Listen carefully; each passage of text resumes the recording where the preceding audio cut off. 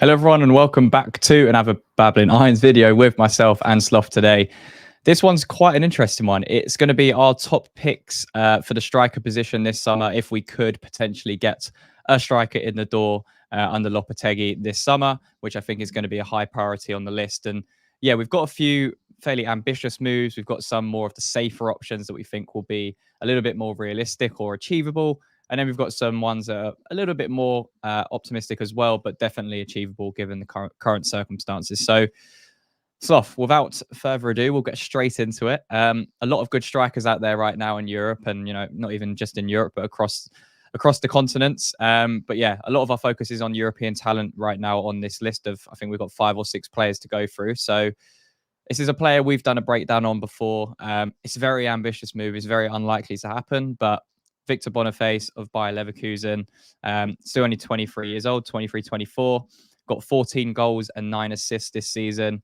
And he's just a fantastic player. I mean, he's had his injury problems this season. He's been in and out of the team at Bayer Leverkusen that obviously won the title, but you can see here, even with limited minutes played, he's by far outstanding stats across the metrics. And yeah, his XG has been very, very high, and he's actually converting to that XG as well. So he's a clinical striker that would be, I mean, a fantastic addition, wouldn't he? Yeah, no, I think he's someone that I've watched for a long time. Particularly even before he was at Leverkusen, watching him at Union. I think he fits all the criterias for what we should be signing in a striker. Someone who's quick, capable with the ball, but not just in terms of clinical with finishing, great at linking up with others as well and creating chances. It's something that we've really lacked in terms of a striker outside of Antonio for so long. And if we can get someone like a Boniface who can do that, I think we'll see players like Bowen and Kudus just go to that next level. That will get the best out of them because they've been sensational this season. But when you have that outlet who can get on the end of the ball you play into the box, or is going to be making a run, it just gives you so much more in terms of, it might be 3 goals added onto assists a season, but those 3 goals might win you games.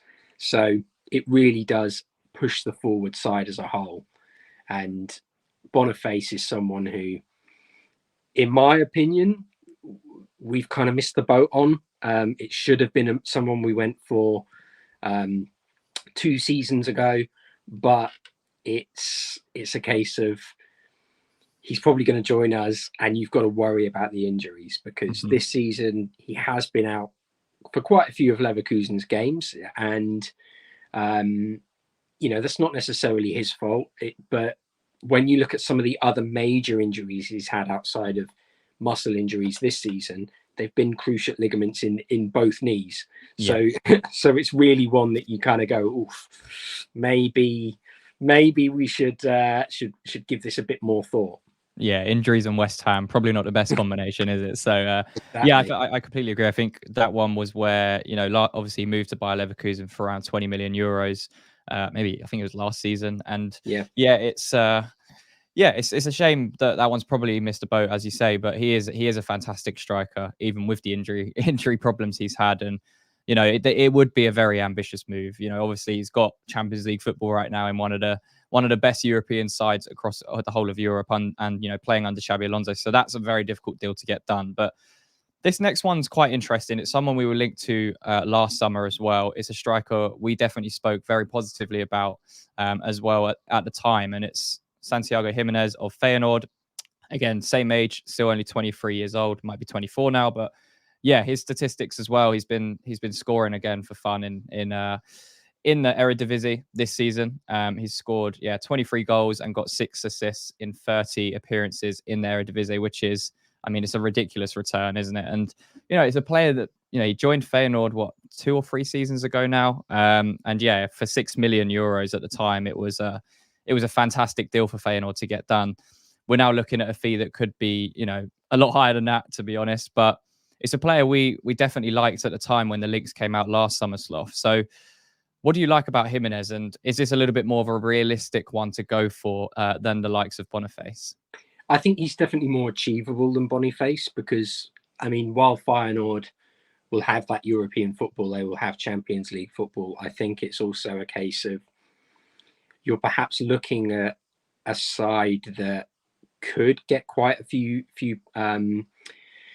bigger sides. Not necessarily us. I'm not saying we're bigger than Feyenoord, but it's top European sides might pick at their players, and you look at the likes of Wifers and their centre back, and just quite a lot of the outlets they have. They got Quincy left back, but the options that they have, I think, puts them in very good stead. So they can hold out for prices, but I think these players might want to move. And someone like Giménez, he's not going to be short of suitors, because he's a big physical forward, but he's quick, and he can be a little bit frustrating at times. He went on quite a lengthy goal drought towards the end of this season. But at the end of the day, every striker has a goal drought. And it's how you bounce back from that.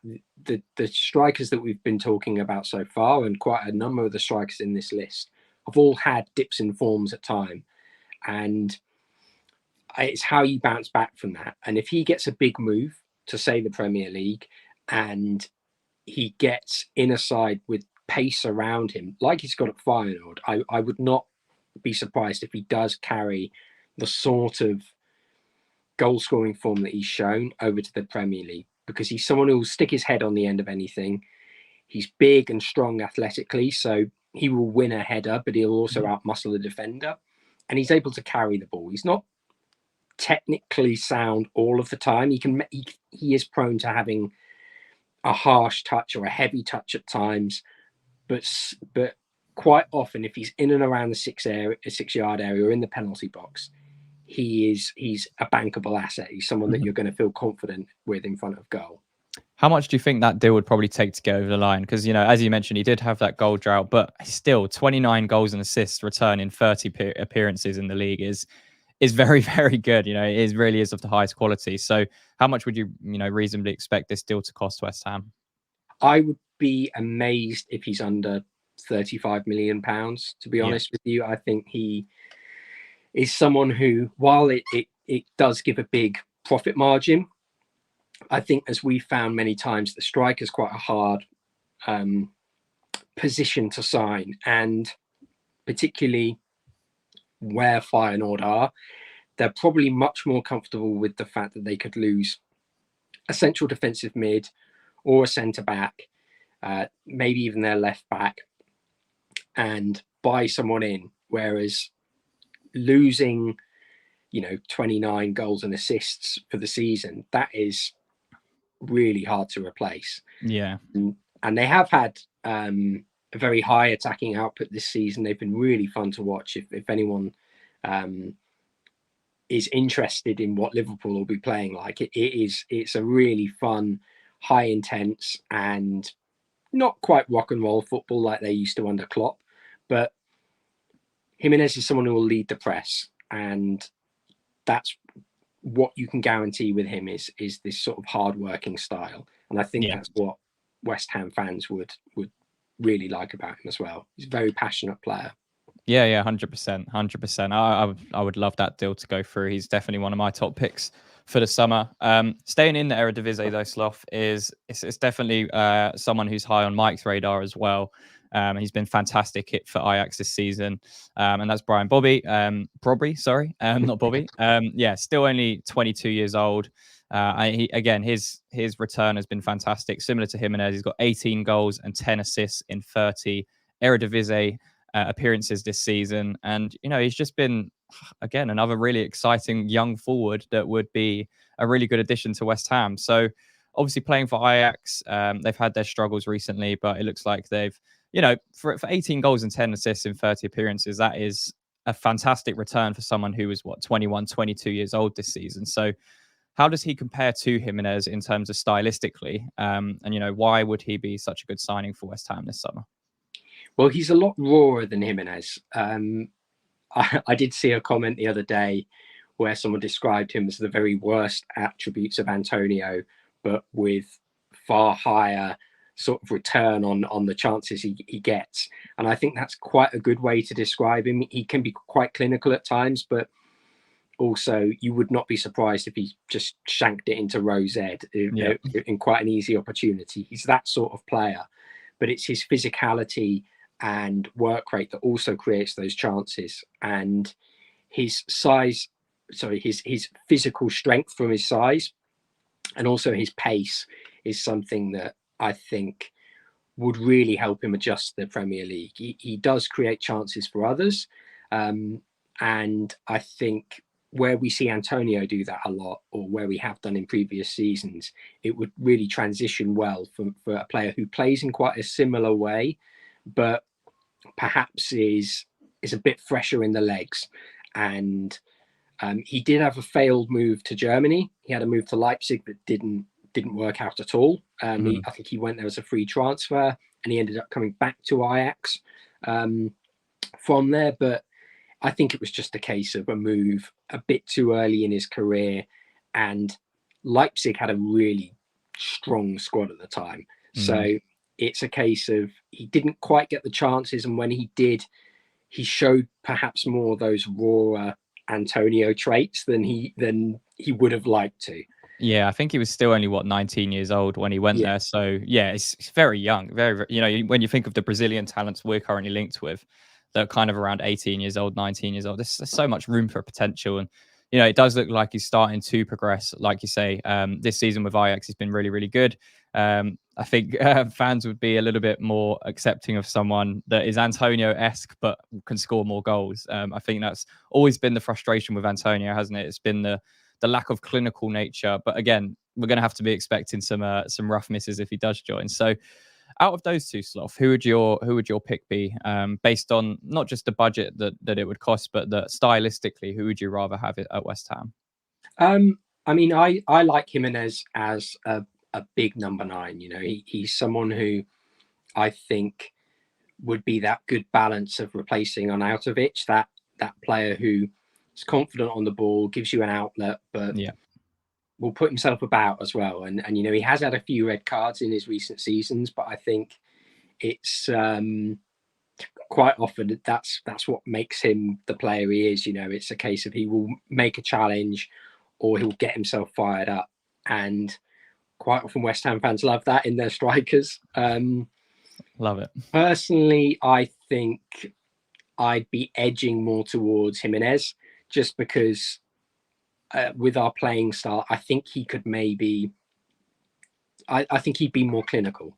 And in terms of the wingers that we have, the pace that we have in the side, I think he's just got that bit more of a reading of the game, where he will know just to peel back to the edge of the area or to the edge of the 6-yard box and be available for Kudus or Bowen, someone like that, to basically replicate the sort of goal we scored Earthy score for us. Yeah. And he's the sort of player who will do that, but also give you a willing runner into the area and get his head on the end of something. So personally, I think that Giménez would probably get you a bigger return. To be honest, though, that they would both be great options. I think Brobbey would really slot in well, and obviously he knows Kudus from Ajax, so it would be quite an easy transition to make. I also want us to become a little bit less dependent on the work of the solo striker, and it'll be interesting to see what Lopetegui does. But like you say, when you've got the likes of Kudus and Bowen that's going to be buzzing around a striker, you just need someone that's going to be a box number 9 that's going to score goals and is clever in the box. I think that's the thing we've probably lacked for a while. We tried it with Chicharito when he came in, but again, the system didn't allow that type of player.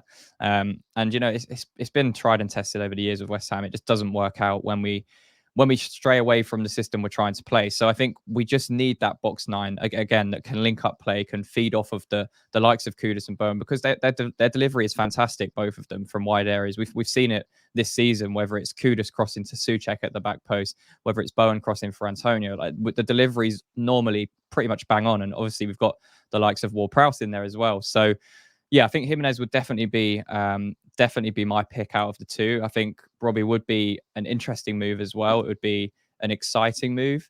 But yeah, I think Giménez out of the two, I would agree. I would definitely go for him. two more for us to discuss.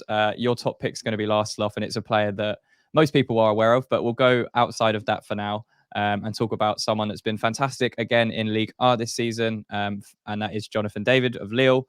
24/25 years old now. His return has been very good as well. So 19 goals and 4 assists in 34 League R appearances this season. So again, a really, really good return here. He's kind of matched up with his XG as well, which I like to see. He hasn't really overperformed or underperformed. He's been pretty much bang on it. I think again, when I'm talking about that clinical striker or someone that's going to be in and around the box, Jonathan David would probably be that person to kind of come into West Ham. So, yeah, can you share us a little bit of a light on Jonathan David and whether you would be looking for him as well this summer, Sloth? Well, he's someone that I think quite a lot of people who may be watching this video or listening, whatever they might be doing, they'll hear that name and they'll go, "Oh God," it's a bit of an eye roller because he's constantly linked with moves away, and I think whenever he gets those links, he seems to be on a goal drought. But I think it says a lot about the striker that he can consistently hit around 20 goals. He can consistently hit around those goal contributions, that sort of mark, but still have a drought in his season. I think for a young player, I think he's 24 now. Yeah. He's able to contribute so much, and it's not just a case of him playing up top. He can play wide. He has done that a few times, and I think he often plays in a two-man up front. When Lille won the title, he was playing off the big Turkish number 9 whose name escapes me, but Undav? No, Yilmaz? Not Yilmaz. No, I think it's big Turkish number 9. That's I'm just thinking Yilmaz. Maybe that's not right. Yeah, I think you might be right, but his name has completely escaped me. But he was playing with a striker partner, and I think what's interesting is that he doesn't need that. He can be the player to create space and running behind the defender. He is quick and he is quite strong for his size. He's not the tallest player we've mentioned, but he is still quite strong in the air, and physically he is someone who will hold off a defender and try and use his physical frame to spin them. So while I think he's someone that football fans around Europe will know because he's been performing for multiple seasons now. He's been there since, I think he's been there for 4 seasons now at Lille. Yeah. As you say, every summer it seems like he's linked with a move away. And he was performing in Belgium as well. I think he was with Genk before, and he was performing there. So this is a player who is constantly producing. And I think now he's not signing the contract at Lille. They're going to be looking to sell him.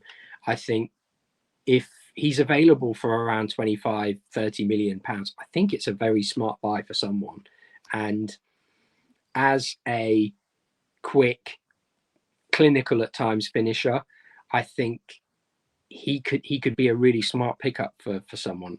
It's just a case of whether a team wants to make him their focal point, or are someone like West Ham going to say, we want to sign you, but we also want to bring in someone else? And how does he play into that? Yeah, I completely agree. I think there's obviously 2 ways we can do it. I want to try and see someone like Mo Kudus play a little bit more centrally and be kind of that focus number 10 or advanced 8 this summer for West Ham.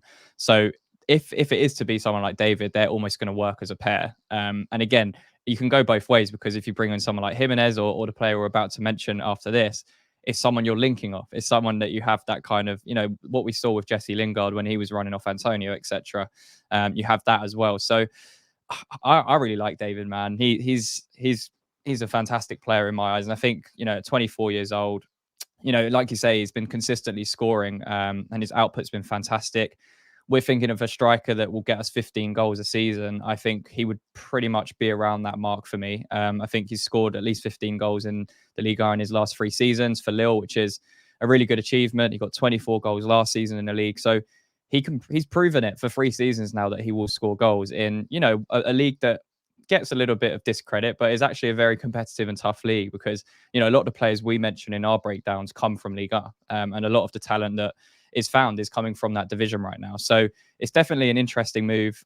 Whether West Ham will move for it this summer, I'm not sure. But like you say, it seems like he's linked with a move away every summer. So wouldn't be surprised to see that name mentioned this summer as well. So yeah, final one, Sloth. This is the one that you said you would probably pick if you could, based on, you know, all of the different factors. It's a player that everyone's probably going to be familiar with watching this, and that's Dom Solanke. Obviously, had a fantastic season at Bournemouth this season. You know, really has impressed. I think it's a surprise that he isn't in the England squad, considering the return he's had, with 19 goals and 3 assists in 38 Premier League games this year. And yeah, he's just been a fantastic striker, a goal-scoring striker, and something we've needed for a while, Sloth. So why is Solanke so high on your list? I think this is one that might surprise people because it's he's not necessarily the player that I think suits us the best. You know, he's not absolutely rapid, and it's a case of he could well come here and his form drops off drastically, because we've seen that with Solanke in the past. You know, he has struggled to even hit double figures in terms of an overall season. But I think that what he's shown this season is that he is not only very clinical in front of goal, he's shown that he's got the skill set to create chances, and it all just seems to have clicked for him. Like I think it was against Luton where he flicked it behind himself and turned the centre-back so well. It's a case of he really does look like he's taken that next step. And whereas we've talked about players like David and Giménez who have done that from a young age, this is a guy who's been around the Premier League. He's been around some of the best clubs in the country, in Liverpool and Chelsea, their youth system. And he's garnered all that experience, and it just seems like it's clicked at the right time for him. And now, do I think he's got the same sort of like ceiling as a Giménez? No, I don't think he does. But do I think he's going to be someone who provides the physicality, the speed, the strength, and also creates the chances that will push West Ham forward in the Premier League? Yeah, I think he'll be exactly that. He's someone who, if you look at Bournemouth's attackers, you know, they've got Semenyo, and he's someone I've mentioned in the past. I'm a big fan of him, particularly when he was at Bristol City. I mentioned him as someone we should be looking at. But it's that same sort of driving figure on the ball. Quite similar to Kudus in sort of how he plays, and Kudus knows him from the Ghana setup. But it's that sort of link up that has gotten the best out of him. And I think if you take him to West Ham, it adds a homegrown element, someone who knows the league, but also has that outlet behind him in Kudus and Bowen on the wing. So these are two players who are pushing for their places in the national side. They want to be involved. And, you know, Solanke, I think, very unlucky not to be involved. To be honest, I'd have taken him over Tony. And you know, based on previous seasons before, I think that would have been controversial to say. But this season, that's how much he's impressed me. And I think he could be that striker who maybe hits 20 goals for us, because I think if we can get a quick left winger as well and provide that same sort of output that Bournemouth have either side, like they have Ouattara, Semenyo, these two pacey players, if we can provide that, then, you know, I think it's a very, very dangerous attack we'd be building. I agree. I think it depends what way we want to go. I think this is, out of the names we've mentioned, it's probably not the easiest move to do, but it's probably the most realistic in terms of, you know, attracting someone like Solanke, because, you know, no disrespect to Bournemouth, but it would be probably a step up to come to West Ham, even if we don't have Europe. So I think the fee for me is what's going to be the big one there. I think if we're trying to, it depends how Lopetegui wants to build this squad now, because we've said for a long time our defense needs a lot of work. We've obviously needed a striker for a long time as well. So it may be that Lopetegui says, okay, I just want to bring in a ready-made striker, proven in the Premier League now. With, you know, like you say, he was fantastic last year, and it started against us on the first game of the season. I remember the goal he scored against us, and it was I think that's one side of Solanke that goes underappreciated a bit at the moment, which is his technical ability. I think for a big unit, he's very good technically, and you know, like you say, he's not going to be lightning quick off, or you know, from accelerating, or you know, beat 5 defenders for pace like you'd expect Antonio to be running the channels. It's someone you're going to play around, again, that focal point of your attack. And like you say, if you've got Kudus in the middle, Bowen on the right, and hopefully another exciting winger on that left-hand side with some pace, I agree. I think he'll easily get 15 goals, maybe even push 20 in the league next season. So yeah, I think that would be the smart or safe move for me, because obviously some of these other ones are a little bit younger, a little bit more raw, haven't played in the Premier League, so you know the Prem proven stuff isn't there. But I think it just depends on how Lopetegui wants to go about it. Whether we want to just bring in that ready-made striker from the Premier League that's we know is going to give us output, or we want to maybe go a little bit more adventurous and explore the European market. So yeah, this is just 5 strikers of, you know, a long list that we've got, and you know, would bring up if we get linked with the players. But I think in terms of the budget we have, and you know, we've needed a striker for so long now, that I think it's important that we look at different types of strikers, but also ones that will fit into the system that Lopetegui wants to play, because that's going to be the most important thing, isn't it, Sloth? Yeah, and I think you're bang on. But I think one of the other important things as well is you look at the type of players we're linked with. Even Wesley Gasova, Jota Silva at the moment. You know, these are players you can play across the 3. They're players who, most importantly, in my opinion, have pace, but also have that edge to them that they can finish. And I think if we were to get someone like Jota Silva and have Bowen on the other side, you know, they can both cover in the centre forward position. Mo Kudus can do that if we are struggling. You know, he can go up top as well. And I think it just gives you so many different strings to your bow, but also the option to have that pace and clinical finishing off the bench, or say in rotation for a striker, is massive. So if we were to go and sign someone for say £30 million or £40 million, if it gets towards the end of the window and say someone like Kevin Denke is still available, then you can potentially put 20 million euros towards that as well, and bring in a second striker who you know can either cover for a wide player and have that versatile outlet, or you can just put 2 up top, and it really does give you so many different options. Yeah, no, I completely agree. I think it also depends what Lopetegui wants to do with Antonio as well. We know he was a big admirer of him when he was the Wolves manager, and he wanted to sign him. So I wouldn't be surprised if Antonio sticks around to be kind of that second striker, like you say. And you know, him coming on after an hour is going to be a lot more manageable for Antonio, given his age, and it will give defenders something else to think about. So I hope we do sign a striker that comes in. You know, having Antonio as a backup is fine. We'll probably sell Danny Ings, and like you say, Kudus can lead the line in a false 9. Bowen can play striker. We might bring in a left foot, like you say. Jota Silva could play there. So yeah, I think we'll be fine.